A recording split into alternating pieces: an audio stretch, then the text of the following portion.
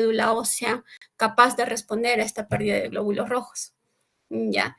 Y aproximadamente el 1% de los glóbulos rojos se eliminan todos los días. Por lo tanto, estos glóbulos rojos van a ser reemplazados por los reticulocitos. Entonces se entiende que aproximadamente todos los glóbulos rojos que nosotros tenemos, el 1 al 2% son reticulocitos. Eso es lo normal. No debería haber ni más ni menos, a no ser que haya otra alteración. Entonces, como les decía, para que los glóbulos rojos se generen a partir de estas células progenitoras hematopoyéticas, la médula ósea tiene que estar intacta y el proceso de eritropoyesis va a depender de 3 factores. Uno, que hay una estimulación adecuada de la producción de glóbulos rojos, y esto va a depender de la eritropoyetina, que es la que va a estimular a la médula para que se produzcan los glóbulos rojos. El otro va a ser la capacidad de las células precursoras de la médula para que puedan responder a este estímulo. Y lo otro, la disponibilidad suficiente de nutrientes para que haya una buena eritropoyesis. ¿Y eso de quién va a depender?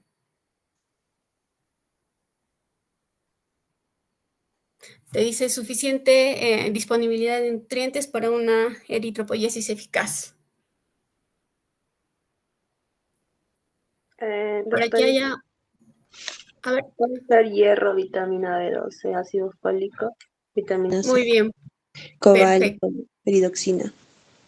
Perfecto. Entonces, para que haya una buena eritropoyesis, se necesitan de estos nutrientes, ¿no? Entonces, vamos a depender de todos estos factores para que se realice la eritropoyesis.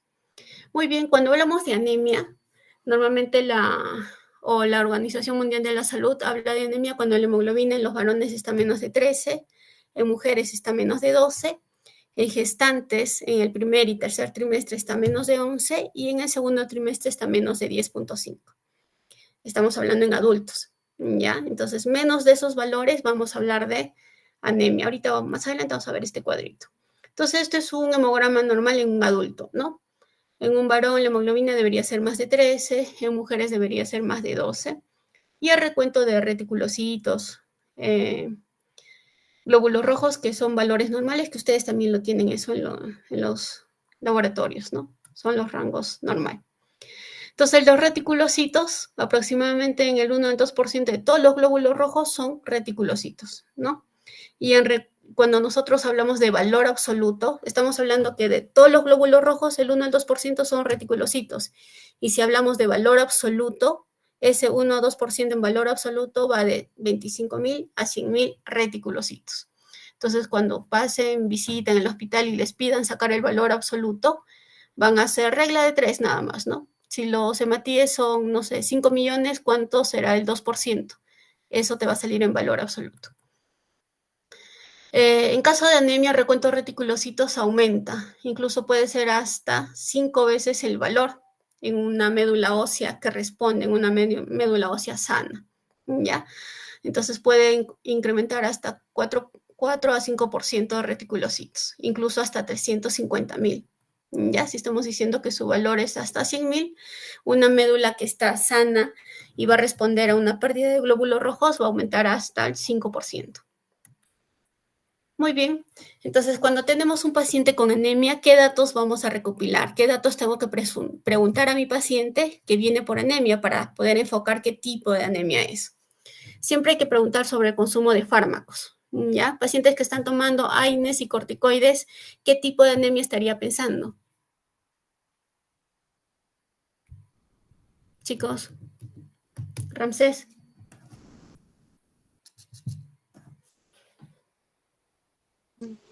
Una causa extrínseca podría ser, doctor.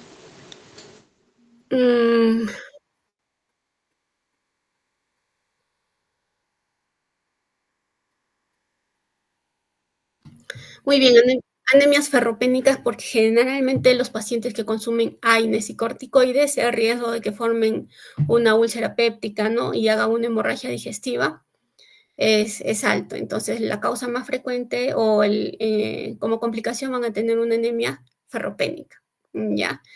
Antecedentes familiares, un paciente que viene por anemia y me dice que la mamá tiene anemia, los hermanos tienen anemia, son anemias leves, puedo sospechar que el paciente tiene una anemia por talasemia. Viajes, un paciente que viaja a la selva y viene con una anemia hemolítica, estaría sospechando de malaria. Pacientes vegetarianas estrictas, veganos estrictos, voy a sospechar de anemia ferropénica y anemia por deficiencia de B12. Antecedentes personales, por ejemplo, de cirugías bariátricas. ¿Qué tipo de anemia te harían? Pacientes que han tenido una cirugía bariátrica, una gastrectomía y viene por anemia. ¿Qué es lo primero que pienso? ¿Qué tipo de anemia sería? Megaloblástica.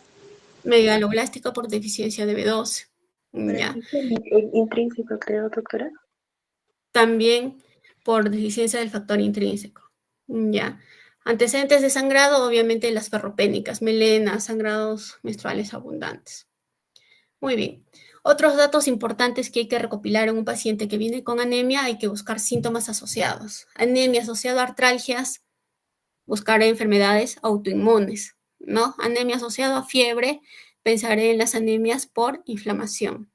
Anemia asociado a parestesias. ¿Qué tipos de anemia te dan parestesias? En fisiopato me parece que también hablamos de eso. Un paciente que viene con, no sé, pues 8 de hemoglobina y te dice, doctora, también tengo parestesias en las manos, hormigueos, adormecimientos. No se olviden, anemia por deficiencia. Dime. Megaloblástica.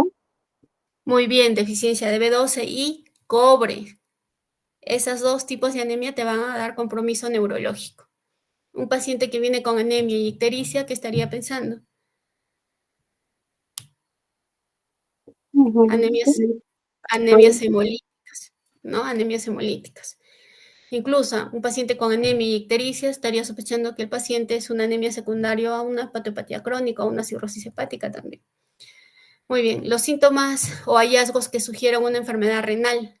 Un paciente que viene con anemia y tiene una depuración de creatinina menos de 15 o está en una enfermedad renal crónica estadio 5, lo más seguro que su anemia es por su enfermedad renal crónica. Una anemia en un paciente que tiene hepatoesplenomegalia, circulación colateral, ascitis, es una anemia por una cirrosis, por un hiperesplenismo, ¿no? Entonces sí es importante buscar datos en la historia clínica en un paciente, consumo de fármacos, antecedentes familiares, síntomas asociados, tipo de dieta, ¿no? Entonces igual vamos a preguntar siempre si hay sangrado menstrual en mujeres premenopáusicas con una anemia ferropénica, siempre tengo que preguntar sobre las menstruaciones, ¿no? Si son abundantes. Y en una mujer posmenopáusica que ya no menstrua y tiene una anemia ferropénica, ¿qué pensarían? Una anemia ferropénica en una mujer posmenopáusica.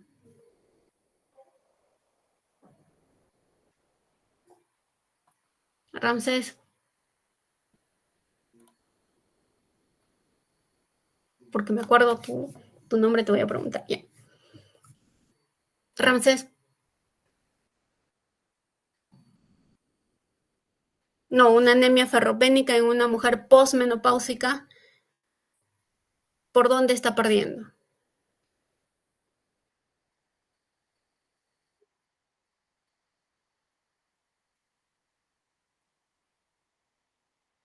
Ya, vamos a decir que la paciente no es ni vegetariana ni vegana estricta y consume, su aporte es adecuado de hierro y tiene anemia ferropénica. No es gastrectomizada.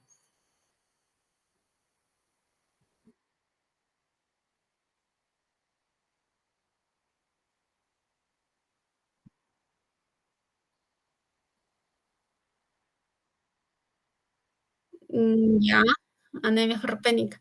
Lo otro, siempre pensar en tubo digestivo. Mujer posmenopáusica que ya no menstrua, piensen, y está haciendo una anemia ferropénica, piensen que está perdiendo por tubo digestivo. Cáncer gástrico, cáncer de colon, angiodisplasias. Busquen tubo digestivo. Ya. Una cirugía que haya afectado la absorción de hierro, como la cirugía bariátrica, cáncer gastrointestinal. Ya. Preguntar sobre los síntomas de deficiencia de hierro. Tienen una anemia y la paciente tiene pica. ¿Qué es pica, Ramsés?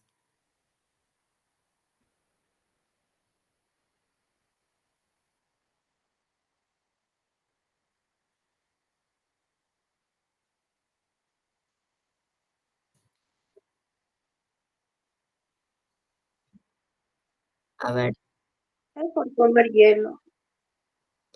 ya. Si ustedes tienen un paciente que viene con 8 de hemoglobina y te dice que está comiendo tierra, está comiendo hielo, está comiendo jabón, está comiendo shampoo, entonces pica es la sensación o la necesidad constante de comer cosas que no son comestibles, ¿no? Como tierra, shampoo, jabón, ¿ya?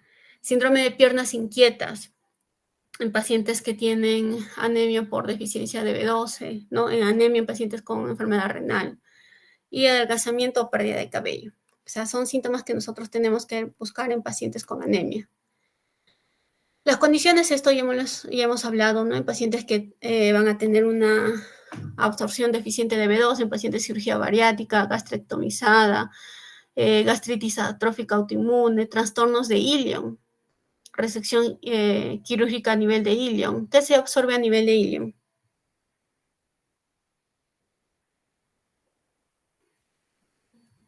A ver, chicos, mi grupo de práctica en hemato. La B12, ¿no? Tenemos una paciente hospitalizada por una tuberculosis intestinal y su B12 está en 80. Entonces, a nivel de ilion, la TB te afecta básicamente a nivel de ilion. Entonces, justo en esa zona se absorbe la B12. ¿Ya? Entonces, son pacientes que tienen o tienen resección quirúrgica a nivel de ilion y tienen anemia, sospecharé que es una anemia por deficiencia de B12.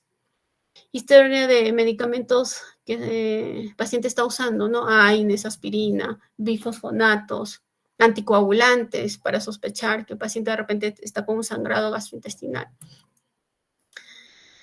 Historia social, ¿no? Sí, vegana estricta, vegetariana estricta, consumo de alcohol. ¿Qué pasa con el consumo de alcohol? Inhibe o hace que no se absorba bien el ácido fólico. Entonces, los pacientes que consumen alcohol pueden tener anemia por deficiencia de folato. ¿Ya? Entonces, ¿qué exámenes de laboratorio vamos a pedir?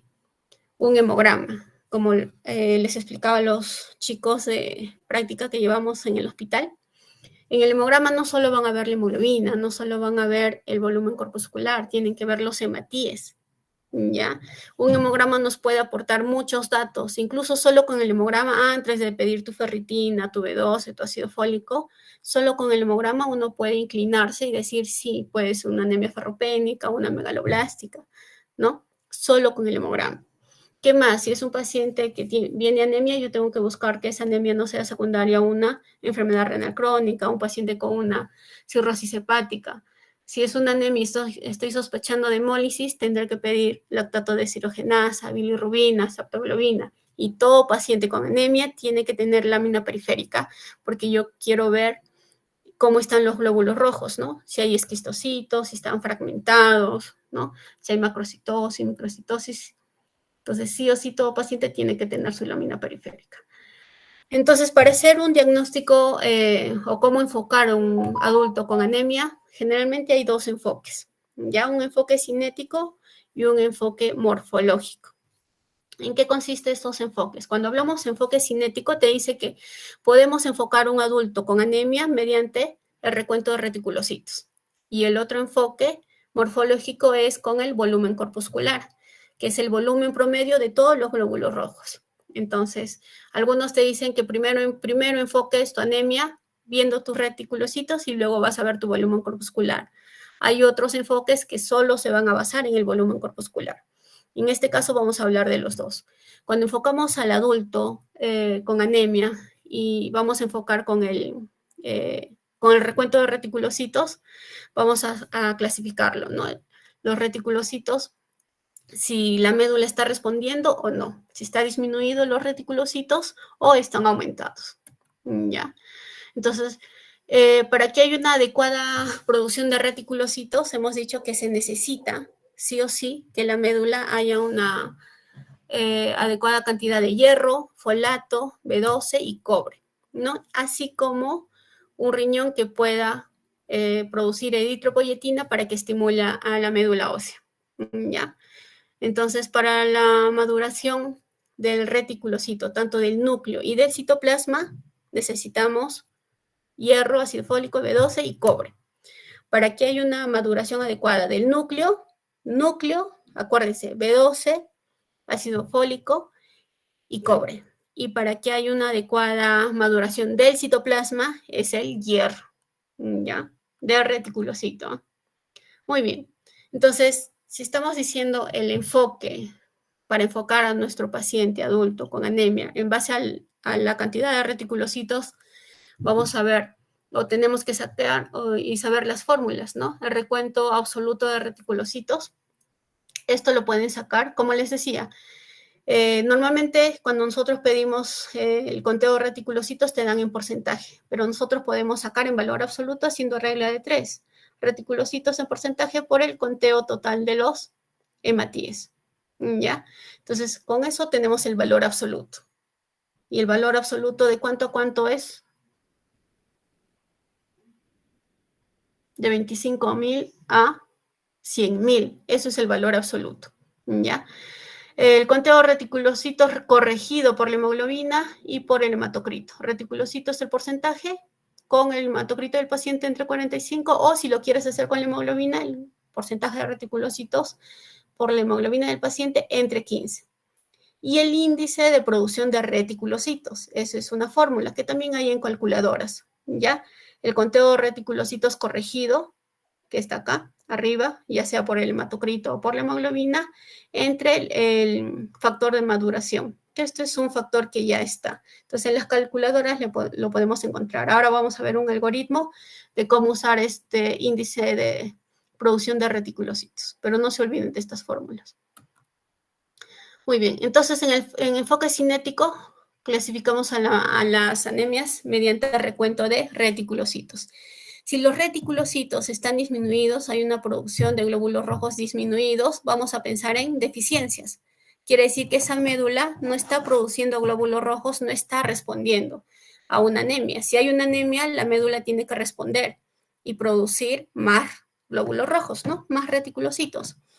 Pero si esta anemia, esta médula no está respondiendo a esta anemia, es porque uno no tiene los nutrientes necesarios para que produzca más reticulocitos. Puede haber falta de hierro, B12 o deficiencia de ácido fólico. Si esta médula no está respondiendo a la anemia, quiere decir que no tiene un estímulo adecuado, no hay eritropoyetina. El paciente de repente tiene enfermedad renal crónica. Si esta médula no responde a la anemia, ya no es por falta de eritropoyetina, no es porque tenga deficiente los nutrientes, sino porque de repente es una anemia plásica. Es una anemia secundaria a infiltración por neoplasias en la médula ósea. Es una anemia secundaria a infecciones, por ejemplo, la tuberculosis. Cuando es una tuberculosis diseminada, la tuberculosis va a infiltrar a la médula ósea. Entonces vas a tener una anemia, en este caso con reticulocitos disminuidos, porque no está produciendo. Entonces puede ser por infecciones, infiltración de neoplasias en la médula, ¿no? Entonces, estas 3 causas que les pongo acá son las más frecuentes de glóbulos rojos, reticulocitos disminuidos. Una anemia con reticulocitos disminuidos, ¿ya? Ahora los vamos a ver en algoritmos. Cuando es una anemia y mi paciente, la médula está respondiendo y los reticulocitos están aumentados, lo primero que pienso es en hemólisis, ¿no? La médula está bien, está produciendo en exceso los reticulocitos porque hay una anemia, entonces voy a pensar en hemólisis. Cuando pienso en hemólisis, siempre hablamos de efectos intrínsecos y extrínsecos. Cuando hablamos intrínsecos, quiere decir que el problema es del glóbulo rojo. Hay destrucción del glóbulo rojo, ¿por qué? O hay un defecto en su membrana, estamos hablando de esferocitosis, o hay un defecto en las hemoglobinas, estamos hablando de anemia de células falciformes, hay un defecto en la enzima del glóbulo rojo, estamos hablando de deficiencia de glucosa 6-fosfato deshidrogenasa, ¿no? Y cuando es hemólisis por efectos extrínsecos al glóbulo rojo, el problema no es el glóbulo rojo, pero se está destruyendo, vamos a pensar como primera causa las anemias hemolíticas autoinmunes, ¿no? Por presencia de anticuerpos que destruyen, se unen al glóbulo rojo y son destruidos. Ya el problema no es el glóbulo rojo, sino hay anticuerpos, es una anemia hemolítica autoinmune. Las otras son las anemias microangiopáticas, que son glóbulos rojos que son dañados o son fragmentados por destruidos por ejemplo, los pacientes que tienen válvulas protésicas cardíacas, ¿ya? En la hemólisis microangiopática, ahora vamos a ver casos clínicos, una púrpura trombocitopénica trombótica primaria, autoinmune. Daño inmunológico, lo que les decía, por presencia de anticuerpos, y glóbulos rojos destruidos por infecciones como la malaria. O el hiperesplenismo, un paciente cirrótico que tiene una esplenomegalia, va a producir ligera hemólisis porque los glóbulos rojos van a empezar a destruirse en ese vaso. Entonces los cirróticos tienden a hacer una anemia hemolítica, pero mínima, pequeña. ¿Ya? Muy bien. El otro enfoque es en base al volumen corpuscular, que eso la mayoría de ustedes ya lo conocen, ¿no? Cuando el volumen corpuscular es menos de 80, estamos hablando de una anemia microcítica. La causa más frecuente de anemia microcítica es la deficiencia de hierro. En segundo lugar está la talasemia y luego está la enfermedad inflamatoria o enfermedad por enfermedad crónica, ¿no? Entonces, en estos casos, cuando hablamos un enfoque morfológico en base al volumen corpuscular, sirve más cuando es muy chiquito o muy grande. Ahí nos sirve más enfocar la anemia con el volumen corpuscular. Ya. Macrocitosis, estamos hablando de glóbulos rojos con un volumen corpuscular más de 100. En estos casos, a la cabeza siempre está la B12, deficiencia de B12, ¿no? Anemias megaloblásticas por B12, ácido fólico. Pacientes con cirrosis hepática van a tener una anemia macrocítica, pacientes con disfunción tiroidea, pacientes por consumo de alcohol, mieloma, síndrome mielodisplásico, y también acá están las anemias hemolíticas. En las anemias hemolíticas, la médula está respondiendo bien y produce un exceso de reticulocitos. Estos reticulocitos son glóbulos rojos grandes, ¿no? Entonces, en lámina periférica son vistos como macrocitosis. Entonces, un paciente con anemia hemolítica voy a tener macrocitosis, pero también voy a tener normo o macrocítica en anemias hemolíticas. En normocítico, la cabeza son las enfermedades por inflamación, ¿no? Enfermedades por enfermedad crónica o anemias por inflamación. Hay que tener en cuenta que al inicio todas las anemias van a ser normocíticas, al inicio, en las primeras etapas de la anemia. Ya. Entonces, la deficiencia de hierro, B12, podemos tener asociadas en un paciente que tiene tanto deficiencia de hierro y también de B12, vamos a tener normocítica, no necesariamente micro o macro. ¿Ya? O pacientes que están recibiendo tratamiento para su megaloblástica o deficiencia de folato, al inicio pueden tener normocíticas.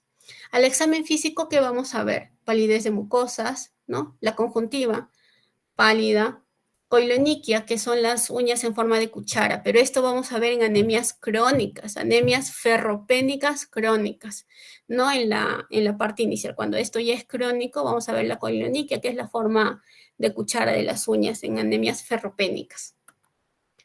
Ya. En las anemias por inflamación, por ejemplo, en pacientes con enfermedades autoinmunes, artritis reumatoides, normocítica, normocrómica, ¿cuál es el mecanismo? ¿Cuál sería la fisiopatología?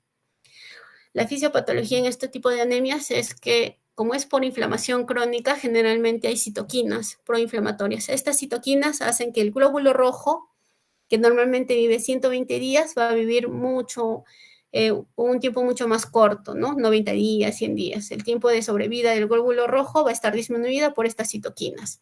Estas citoquinas a nivel hepático van a producir lepsidina. Lepsidina es una hormona que se produce en el hígado y lo que va a hacer es que los macrófagos capten hierro. Por lo tanto, va a disminuir tu hemoglobina. Y también altera la producción de eritropoyetina, estas citoquinas. Entonces, es un mecanismo de anemia en las enfermedades por inflamación. ¿Ya? Esto es un algoritmo, pero esto lo vamos a ver mejor acá. Siguen viendo mi pantalla, ¿no? Sí, doctora.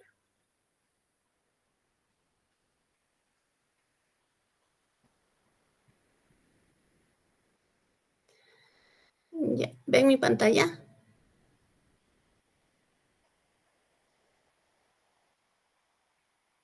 Sí, doctora.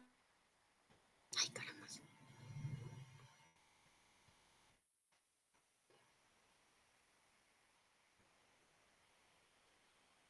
Ya.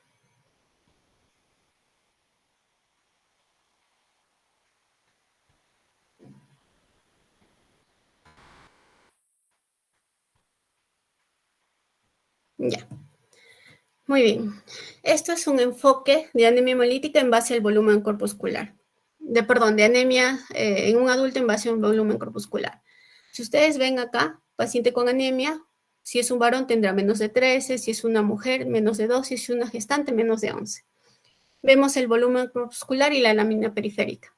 Cuando vemos el volumen corpuscular, si es microcítica, nos vamos por acá. ¿Qué estamos pensando? La causa más frecuente, anemia por deficiencia de hierro. Luego siguen las talasemias, anemias por inflamación, y las menos frecuentes son las que mencionan acá, ¿no? Sideroblásticas, hipertiroidismo. Cuando tenemos un paciente con una anemia microcítica y estoy sospechando que es una talasemia, ¿qué encontraría en el hemograma? La talasemia y la ferropénica generalmente son similares, pero la diferencia es que en una anemia por talasemia el volumen corpuscular es muy chiquitito, 50, 55, y la hemoglobina va a ser más de 10. Entonces tú vas a tener un hemograma con hemoglobina de 11 y el volumen corpuscular muy pequeñito, 55, tú sospecharás de talasemia. Si los hematíes están normales o aumentados, lo más probable es que sea una talasemia, a diferencia de una anemia ferropénica. En una anemia ferropénica, tu volumen corpuscular va a ser chiquitito, pero tu hemoglobina ya va a estar menos de 10, va a estar a 8, 9, y tus hematíes van a estar disminuidos.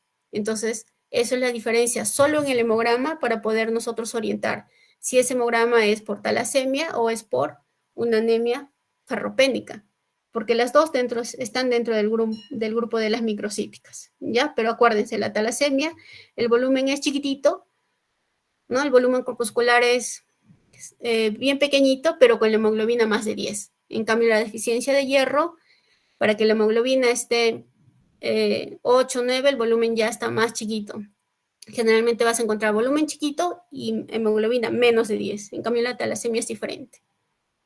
¿Ya? En la anemia por inflamación, generalmente el volumen sí también puede ser microcítica, pero casi nunca te da menos de 70, un volumen corpuscular menos de 70.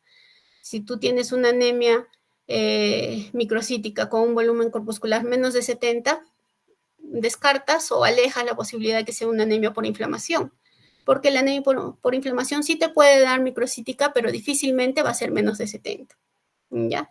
Muy bien. Entonces, si tu anemia microcítica es menos de 80, las primeras causas estás sospechando que sea una anemia ferropénica, ¿qué es lo que vas a pedir?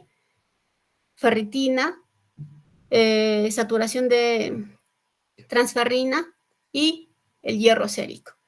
Si estos están bajos, ¿no?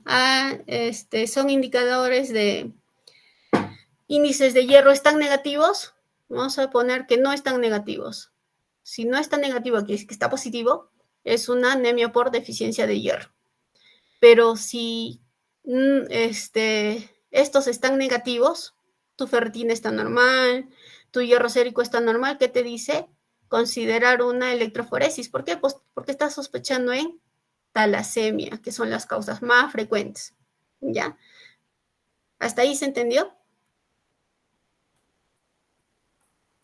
Sí, Chicos, doctora. ya. Marian,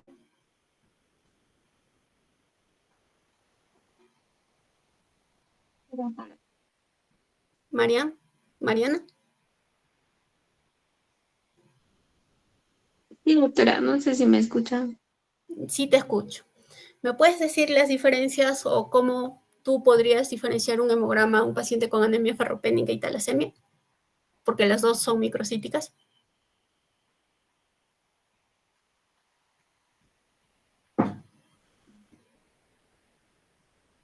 Vanessa, Sí, doctora. En caso de que sea por déficit de hierro, la ferritina y la transferrina y el hierro sérico va a estar disminuido, pero en la talasemia todo va a estar normal y ahí le puedes dar una electroforesis. ya, muy bien. Y antes de pedir tu hierro sérico, tu ferritina, solo viendo el hemograma, ¿qué te orientaría de que esa anemia microcítica es más para talasemia y no ferropénica? Porque el BCM en la talasémica puede estar muy bajo, como 50 o 55, y la hemoglobina suele estar más de 10. lo Muy que... bien, ¿y los hematíes aumentados o normal? En cambio, los hematíes en una ferropénica están disminuidas. Una anemia ferropénica, los hematíes siempre están disminuidos. Ya, muy bien. Continuamos. Entonces, si el volumen corpuscular, microcítica ya hemos hablado, si el volumen corpuscular está entre 80 y 100, estamos hablando de una normocítica. Por ejemplo, en este algoritmo, que es el de Dynamedics, te dice que si tu volumen corpuscular está en 80 y 100, te pide los reticulocitos. Te dice, miras tu volumen corpuscular, entonces lo siguiente que tienes que hacer es ver tus reticulocitos. Muy bien, ves tus reticulocitos. Si estos reticulocitos están incrementados con un volumen corpuscular normal, te dice, piensa en hemólisis. ¿Qué vas a pedir? Lactato deshidrogenasa, bilirrubina para confirmar si es hemólisis o no. Si los reticulocitos no están incrementados y es un volumen corpuscular normocítica, te dice, chequea que no sea una anemia por inflamación, ¿no? Tu PCR. Chequea que no sea una anemia por una enfermedad renal crónica. Chequea que no sea una anemia por una enfermedad hepática, normocítica, normocrómica. Incluso te dice acá que no sea una anemia por mieloma para proteínas, ¿no? Mieloma, ¿ya? Muy bien. ¿Y qué pasa cuando tu anemia es macrocítica, más de 100? ¿Qué vas a hacer? Te dice acá, si es más de 100, te vas a ver tus reticulocitos, ¿ya? Si tus reticulocitos están incrementados, ¿qué vas a pensar? Es una anemia macrocítica con reticulocitos aumentados. ¿Qué pensarías, Alessandro? Mis alumnos del grupo de práctica me deben responder, me voy a acordar de sus nombres.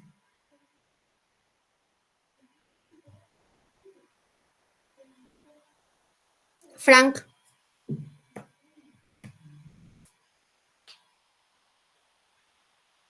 Vanessa. Doctora, que esto, los reticulocitos podría ser una anemia hemolítica. Ya, macrocitosis con reticulocitos aumentados hemolítica. Y si los reticulocitos no están aumentados, estás haciendo anemia, es una anemia macrocítico, pero tu médula no está produciendo reticulocitos, no están aumentados y están disminuidos. ¿Aplásica? ¿Cómo? Podría ser aplásica. Anemia.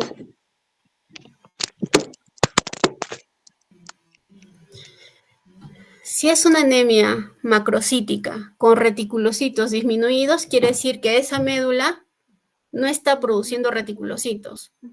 Puedo pensar que no tiene los nutrientes suficientes para que produzca más glóbulos rojos. Entonces voy a pensar en anemia por deficiencia de B12. Voy a pensar en anemia por deficiencia de folato, ¿no? Y te dice, muy bien, piensa, es una anemia macrocítica con reticulocitos disminuidos. Muy bien, piensa en deficiencia de B12 o folato. ¿Está tu vitamina B12 disminuida o folato disminuido? Sí, entonces es una anemia megaloblástica, ¿no? Por deficiencia de B12, trata tu B12 y trata tu deficiencia de folato.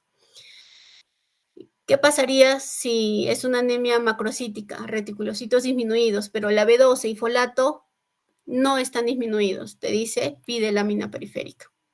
Muy bien, ya pediste lámina periférica y te dice acá, ¿cómo está tu lámina periférica? Hay megaloblast. En la lámina periférica ves megaloblástica, te dice considerar una anemia inducida por drogas, anemia megaloblástica inducida por drogas o deficiencia de cobre, ¿ya? Ay, ¿y qué pasaría si en tu lámina periférica no hay deficiencia de cobre? Te dice, no hay megaloblástica. Entonces te dice, piensa en cirrosis, pide estudio de hígados, en un hipotiroidismo, endocrinopatías, ¿no? ¿Se entendió este algoritmo?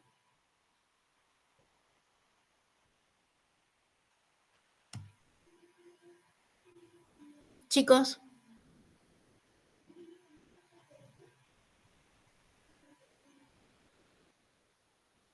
Sí, doctora. Ramsés.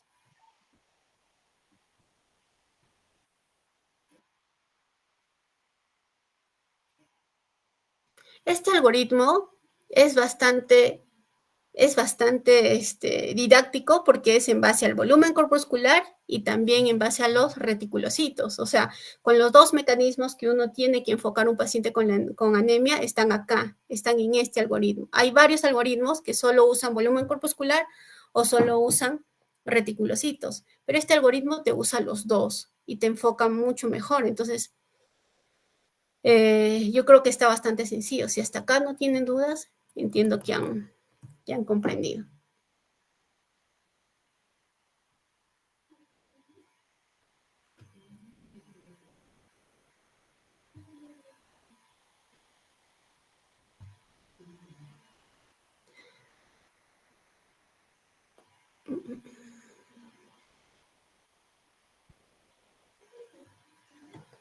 ¿Se ve mi pantalla? Sí, doctora. Sí, Sí, se doctora. ve. Este es el algoritmo que acabamos de repasar. ¿Ya? Esto es algunos problemas endocrinológicos asociados a anemia, ¿no? ¿El hipotiroidismo te puede dar anemia? Sí. Generalmente puede ser normocítica, macrocítica o microcítica. ¿Ya? Hipertiroidismo también. El volumen corpuscular puede ser microcítica. ¿Ya? E incluso te dice que un hipertiroidismo te puede asociar a pancitopenia. Entonces, la anemia también está asociada a problemas endocrinológicos. Este es otro cuadro de cómo enfocamos un paciente con anemia en base al volumen corpuscular y si la médula está respondiendo o no, en base a los reticulocitos. ¿Ya? Por ejemplo, una anemia hemolítica autoinmune, hemos dicho, puede ser con volumen corpuscular normal o macrocítica. ¿Ya? Los glóbulos blancos no van a estar alterados en una anemia hemolítica, pero sí puedo tener una anemia hemolítica autoinmune con plaquetas bajas y estoy hablando de un síndrome de Evans. Una anemia hemolítica autoinmune más plaquetopenia es un síndrome de Evans. Una anemia hemolítica no inmune más plaquetopenia es una anemia microangiopática. No se olviden de eso. Puedo tener un paciente con hiperesplenismo, por ejemplo, cirróticos, el volumen corpuscular va a estar normal, los glóbulos rojos van a estar disminuidos y las plaquetas van a estar disminuidas. ¿Por qué? Porque un paciente cirrótico por hiperesplenismo voy a tener leucopenia, aparte de la anemia voy a tener leucopenia y voy a tener trombocitopenia. Y mi médula sí está respondiendo porque es hiperproliferativo, los reticulocitos están aumentados. Ramsés.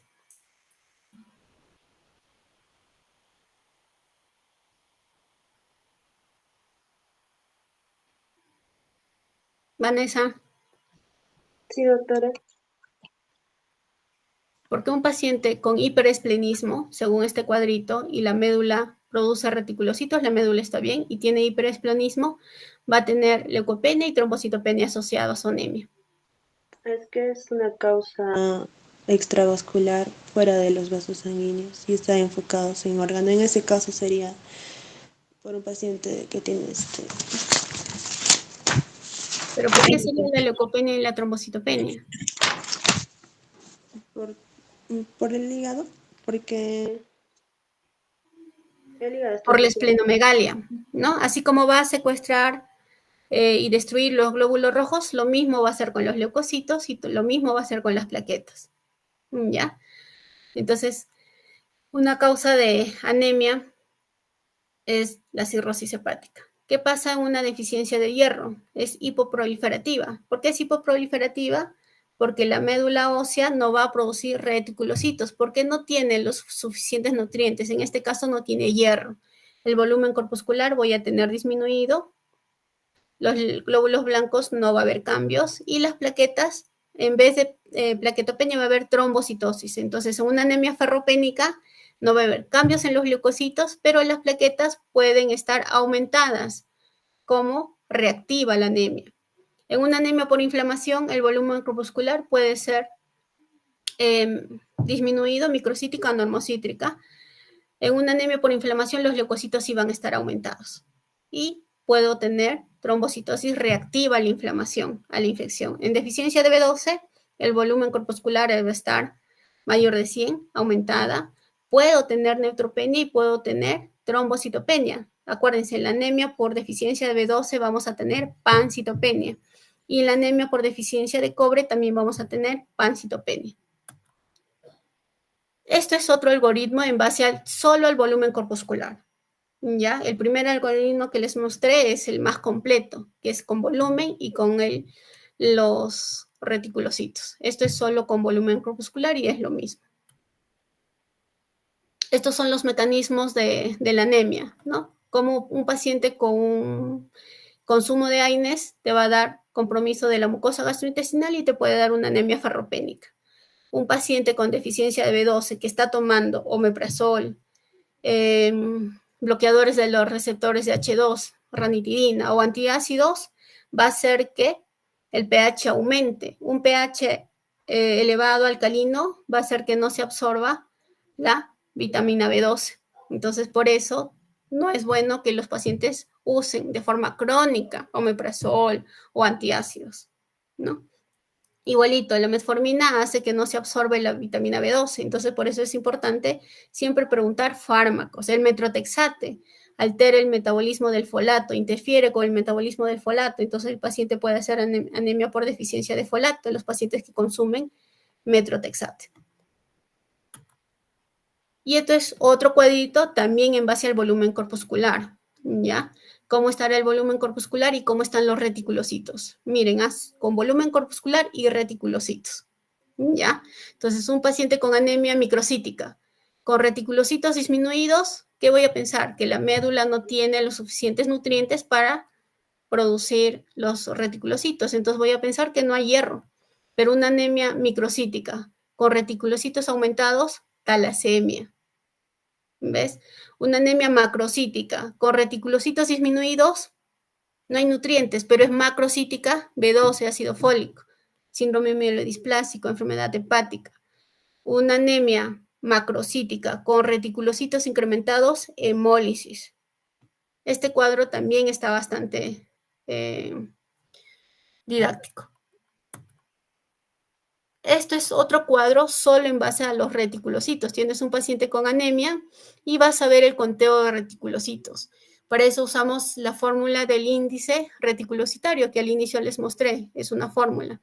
Si tu índice reticulocitario te sale menos de 2.5, vas a ver el tamaño de los glóbulos rojos. Si tu tamaño de tus glóbulos rojos son normocíticas, hipoproliferativas. ¿Ya?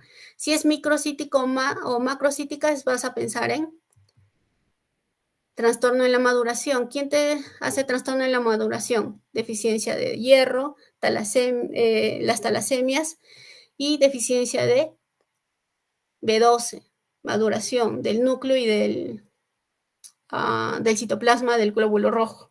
¿Ya? Si es normocítica, hipoproliferativa, quiere decir que esta médula no está produciendo glóbulos rojos porque tiene daño medular, ¿ya? Pero es normo, entonces vas a pensar en aplasia de médula ósea, deficiencia de hierro también, infiltración de la médula por neoplasias, fibrosis por fármacos, ¿ya? Y si el índice reticulocitario es más de 2.5, lo primero que vas a pensar es en hemólisis.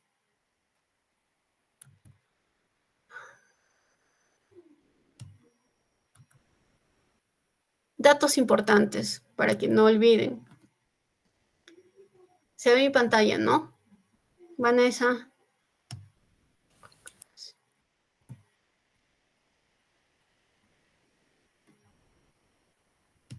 Vanessa.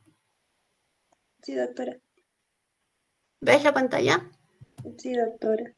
¿Me puedes responder la primera pregunta? Pregunta o qué pondrías en ese espacio.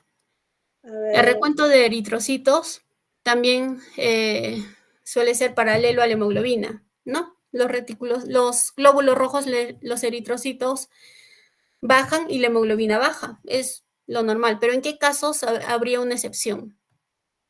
O sea, cuando hay una anemia, baja la hemoglobina, baja el hematocrito y también bajan los hematíes, los glóbulos rojos. Pero ¿en qué casos habría una excepción?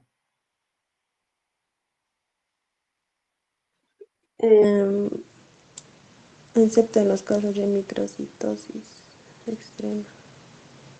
Puede ¿Qué estar dice ahí? en... A ver, el recuento de eritrocitos suele disminuir paralelo a la hemoglobina y el hematocrito, excepto en casos de microcitosis extrema, un volumen corpuscular extremadamente pequeño, en los que los recuentos de eritrocitos pueden estar elevados a pesar que hay anemia. ¿En qué caso se ve?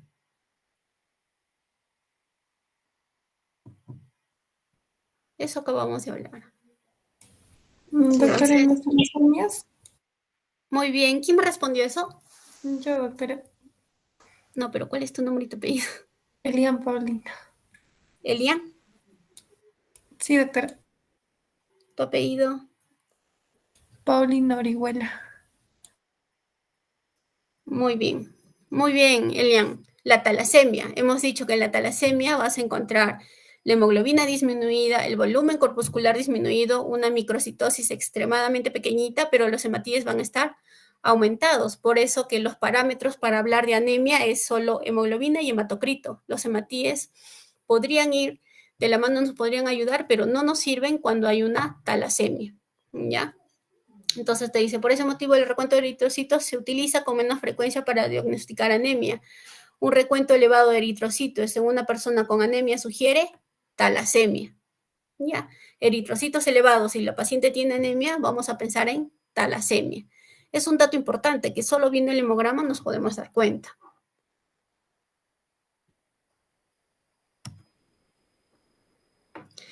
Lo otro, cuando hay hemólisis intramedular dentro de la médula ósea debido a una eritropoiesis ineficaz, quiere decir que no hay una producción de reticulocitos adecuada. Esto vamos a ver en deficiencia de vitamina B12. Entonces, esta médula, porque no hay un nutriente como la B12, no va a poder producir los reticulocitos. Y entonces va a haber una hemólisis intramedular, te dice. ¿Y qué vas a ver en estos pacientes con anemia por deficiencia de B12? Pueden tener elevación de bilirrubina y lactato deshidrogenasa, ¿no? Entonces puede simular una anemia hemolítica. Una deficiencia de vitamina B12 podría simular una anemia hemolítica porque te va a elevar bilirrubinas y también lactato deshidrogenasa. Pero la hemólisis es dentro de la médula porque no hay un nutriente adecuado para que se sigan formando los reticulocitos. Pero ¿cuál va a ser la diferencia? A ver quién me dice. ¿Cuál sería la diferencia si les acabo de decir que una anemia por deficiencia B12 me puede dar hemólisis y una anemia hemolítica también? Pero ¿cuál sería la diferencia de una de la otra? La anemia por deficiencia B12 me da hemólisis. Y la anemia hemolítica también. En las dos voy a tener bilirrubinas altas, lactato deshidrogenasa alta. Pero ¿cuál va a ser la diferencia? Que no va a haber problema dentro de la médula en caso de la hemolítica. Ya el problema no es en la médula. ¿Cómo estarían los reticulocitos en la anemia hemolítica? Aumentados, ¿Y cómo estarían los reticulocitos en una anemia por deficiencia de B12? disminuidos, porque la primera opción es nutrientes. Perfecto. Entonces, ¿cuál es tu apellido? Rojas Murillo, doctor. Muy bien. Entonces, acá el problema o la diferencia serían los reticulocitos. En una anemia hemolítica, la destrucción es fuera de la médula.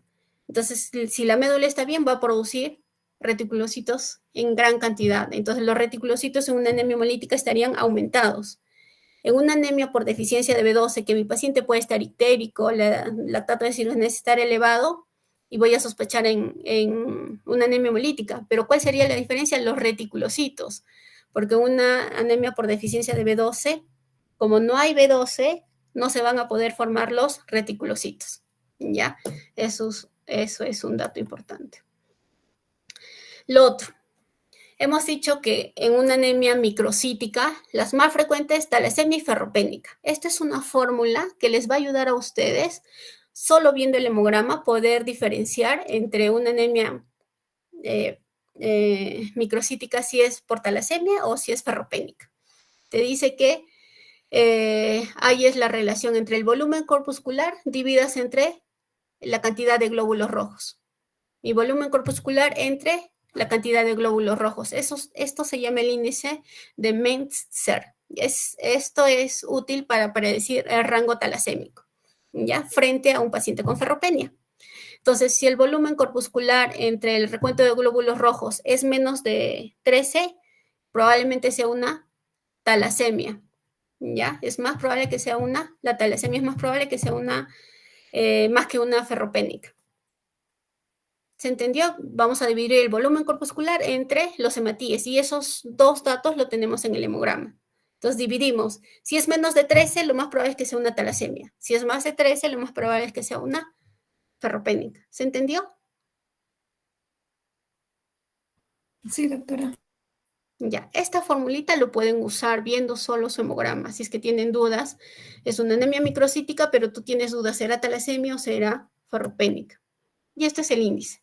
Si ustedes, por ejemplo, dividen acá los glóbulos rojos, y acá está el volumen corpuscular 64 entre 5.4, ¿cuánto les saldría?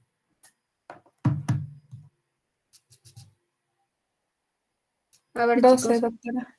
O 12. Y 11.8. hemos dicho que si es menos de 13 sería una Talasemia, doctora. talasemia. ¿Ya? Y acá tú divides el volumen corpuscular 77.6 entre 4.6 hematíes, ¿cuánto saldría?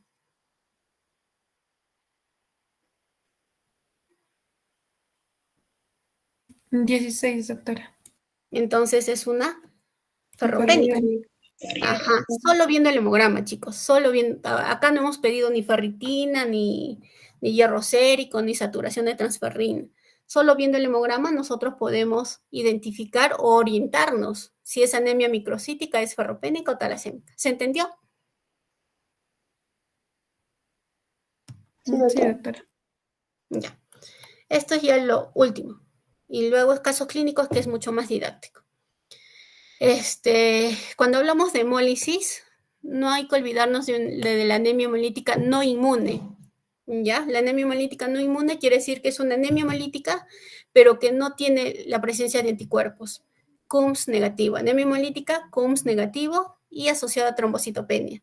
Cuando tengan anemias hemolíticas, CUMS negativo y también tienen plaquetopenia, piensen en una anemia microangiopática trombótica. ¿Ya? ¿Qué es la característica de estas anemias microangiopáticas? Que en la lámina periférica van a ver esquistocitosis. Cuando ustedes vean esquistocitosis en su lámina periférica, ay caramba, son glóbulos rojos fragmentados. Piensen en este tipo de anemia, esquistocitosis en lámina periférica, que son glóbulos rojos fragmentados, partidos. Piensen en una anemia microangiopática, ¿ya? Hay varias, primarias y secundarias. En las primarias, generalmente la púrpura trombocitopénica trombótica, y en las secundarias, sepsis, enfermedades autoinmunes, infecciones, ¿ya? Muy bien. Ya para terminar y no se canse.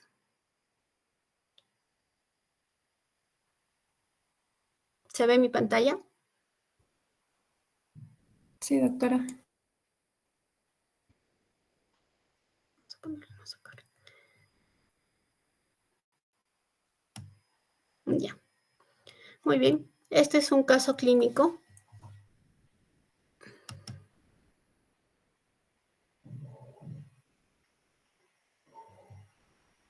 Ya.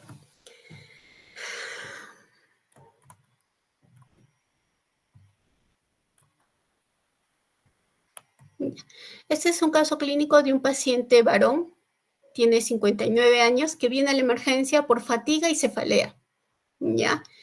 Que está empeorado en las últimas 3 semanas. Te dice que las 2 semanas antes de la presentación él ha tenido 5 días de una diarrea acuosa, ¿no? Y episodios de hematoquesia, ¿ya? Que estos se resolvieron espontáneamente. El día de la presentación él nota una orina oscura, ¿ya? Se siente fatigado, mareado y contacta a la emergencia. Mientras está discutiendo sus síntomas con las personas que lo atienden, él siente de forma súbita un lenguaje poco fluido, ¿ya? Pero esto se recobra dentro de los 5 minutos. Él dice que no ha tenido fiebre, ni escalofríos, ni contactos de familiares que han estado enfermos. Entonces tiene 3 semanas, fatiga, cefalea, Los últimos días, una orina oscura, se siente más fatigado, más mareado y tiene un antecedente de hematoquesia. Y justo cuando lo están atendiendo, presenta como que súbitamente su pérdida, su habla ya no es tan fluida, pero eso se recupera rápido. Muy bien. Ahorita solo estamos en anamnesis.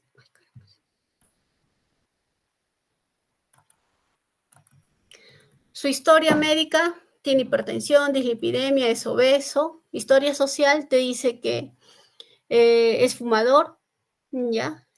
Consume alcohol también, te dice 2 vasos de alcohol al día.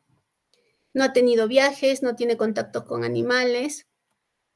Historia familiar, mamá y papá hipertenso, su medicación antihipertensivos, naproxeno, ¿ya?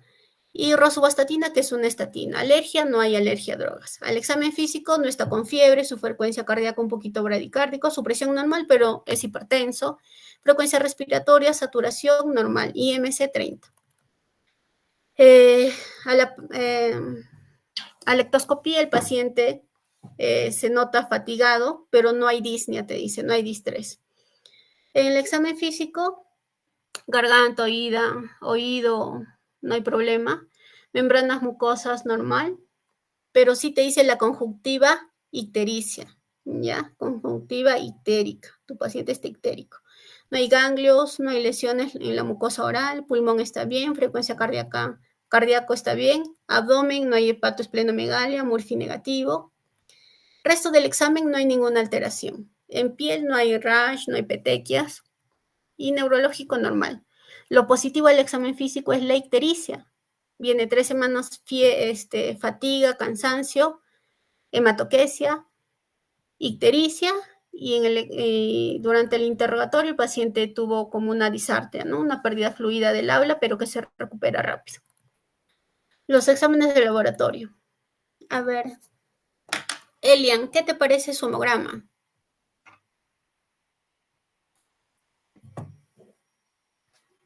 Doctora, la hemoglobina está disminuida.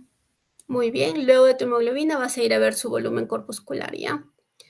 ¿Cómo está el volumen corpuscular? Está dentro del rango normal, doctora. Muy bien, entonces es una anemia normocítica. Muy bien. Y luego, ¿qué vamos a ver?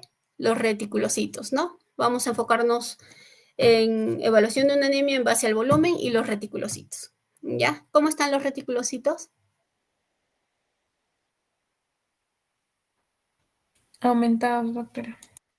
Muy bien, entonces es una anemia normocítica normocórmica con reticulocitos aumentados, tiene 13%, hemos dicho que lo normal es hasta el 2%. Entonces, ¿qué estarías pensando hasta ahí? Solo con el hemograma.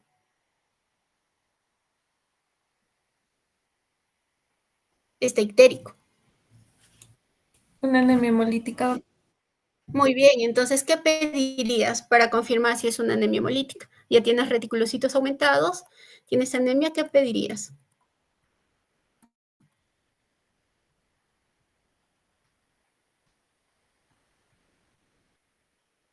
Lactato deshidrogenasa, ¿ya?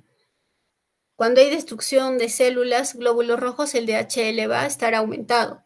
Está en 1400, lo normal es hasta 225. ¿Qué más pedirías? Aptoglobina va a estar disminuido, ¿ya? ¿Qué más pedirían? Bilirrubinas y probablemente estén aumentadas. Entonces, hasta aquí, ¿qué tipo de anemia es? Reticulocitos aumentados, DHL incrementado, aptoglobina disminuida y la bilirrubina total en 3.7 está aumentada a predominio directo. ¿Qué sería hasta acá? Una hemolítica, doctora. Una anemia hemolítica, ¿no? Entonces, hasta acá, reticulocitos aumentados, estaría pensando en una anemia hemolítica. Muy bien. Le pides tu lámina periférica, hemos dicho, todo paciente con anemia, lámina periférica. ¿Qué ven ahí? ¿Qué señala la flechita? Es un glóbulo rojo partido, fragmentado. Eso se llama esquistocitosis, es un esquistocito. No se olviden, cuando vean esquistocitos son glóbulos rojos partidos, fragmentados. Es una anemia hemolítica con esquistocitos. Entonces, ¿qué pensarían? Lo que les dije al final, que nunca se olviden cuando vean esquistocitosis en su lámina periférica y un paciente con anemia hemolítica y glóbulos rojos fragmentados. Una anemia microangiopática trombótica, doctora. Muy bien, una anemia microangiopática. No se olviden, vean, cuando ven esquistocitos, piensen en anemia microangiopática. Es una anemia hemolítica con esquistocitos. Muy bien. Es una microangiopatía trombótica.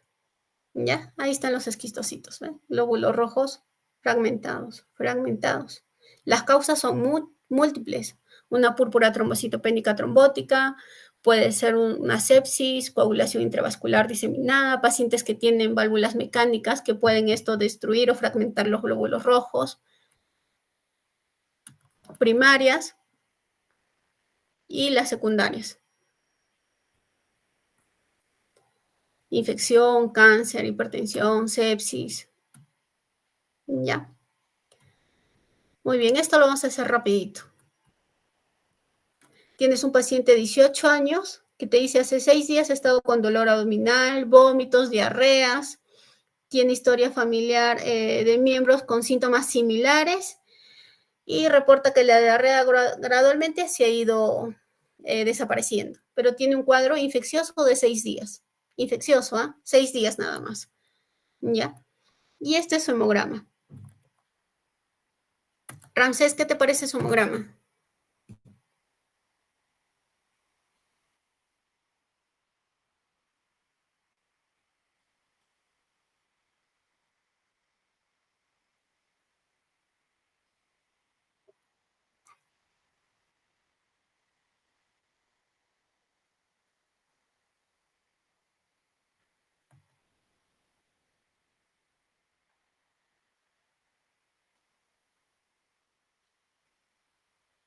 ¿Qué tipo de anemia sería?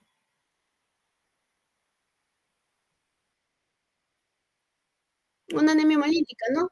Tus bilirrubinas están altas, DHL alto, aptoglobina menos de 5, ahí nos faltan los reticulocitos. Y la lámina periférica te dice esquistocitosis. Entonces es una anemia microangiopática, ¿no? Anemia hemolítica más plaquetopenia y ves esquistocitosis es una anemia microangiopática. Y la pregunta de acá te dice, ¿el paciente tiene una anemia microangiopática, una anemia hemolítica microangiopática? Sí, porque estás viendo esquistocitosis. Ya. Te dice, ¿cuál es la causa más probable de esta anemia microangiopática? Una púrpura trombocitopética trombótica, que esto es autoinmune, una microangiopatía trombótica mediada por complementos, una secundaria o una secundaria una infección, una toxina. Ha estado con diarreas, ha estado vomitando y una toxina. Muy bien, infeccioso, ¿no? Como estamos diciendo, con una anemia microangiopática trombótica y secundaria infecciones bacterianas, virales. Muy bien, ¿cuál de los siguientes exámenes le harías? Adams 13, esto es una púrpura trombocitopénica trombótica. Serología por enfermedades autoinmunes, ¿te parece autoinmune 6 días de evolución? O un examen de heces para ver si está la toxina. La de esas. ¿No? Muy bien, entonces esta es una anemia microangiopática secundaria, un proceso infeccioso bacteriano. Esa es la respuesta. ¿Ya? Es una anemia microangiopática secundario a un proceso infeccioso. Este es el caso 1. Al final vamos a ver el primer caso que hemos visto. Y ahí te hace un comentario. Este es el caso 2. 53 años, viene con visión borrosa, dolor de cabeza, le han dicho que tiene una pericarditis de diagnóstico, ha recibido corticoides, ella reporta que no ha usado la droga, su presión está alta, al examen físico exudado, rales a nivel pulmonar, ¿no? En piel hay edemas, en manos, y telangiectasias en cara, te dice telangiectasias. Y esto es hemograma. Hemoglobina 9.8, bilirrubinas en 2, DHL alto y aptoglobina menos de 5. Y es esquistocitosis. Es una anemia hemolítica, ¿no? Microangiopática. ¿Ya? Muy bien, pero en este caso, ¿cuál sería la causa de esta señora? Es una anemia hemolítica microangiopática porque hay esquistocitos. La causa más probable,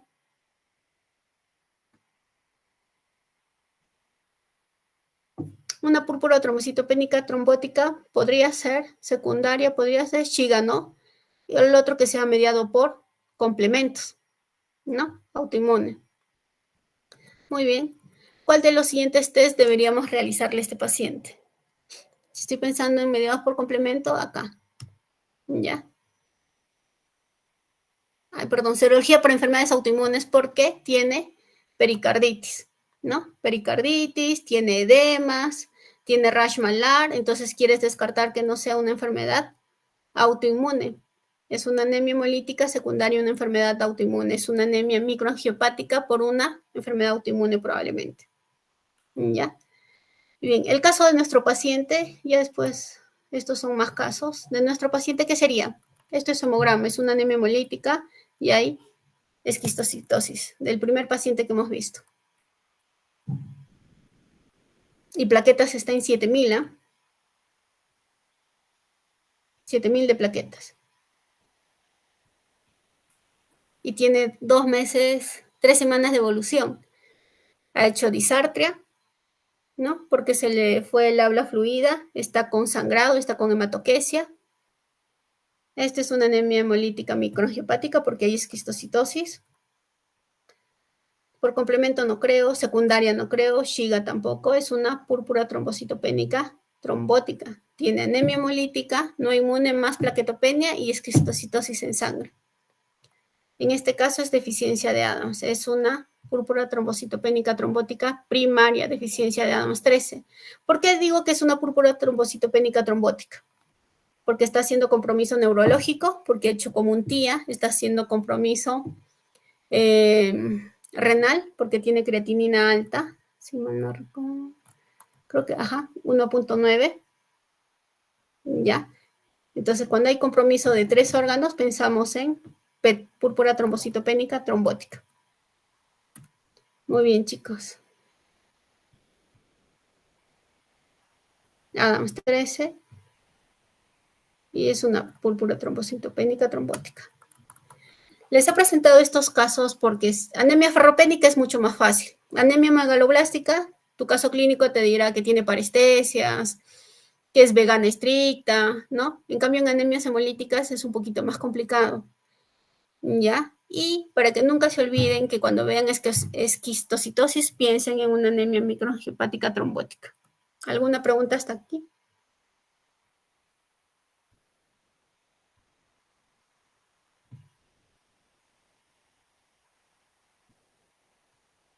Chicos.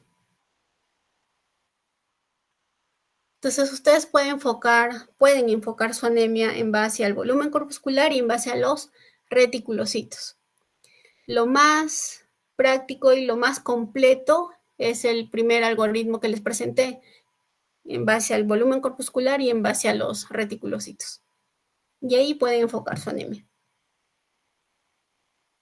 ¿Todo claro? ¿No han entendido o se han dormido?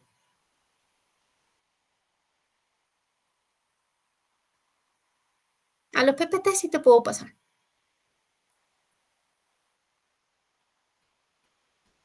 ¿Alguna otra pregunta?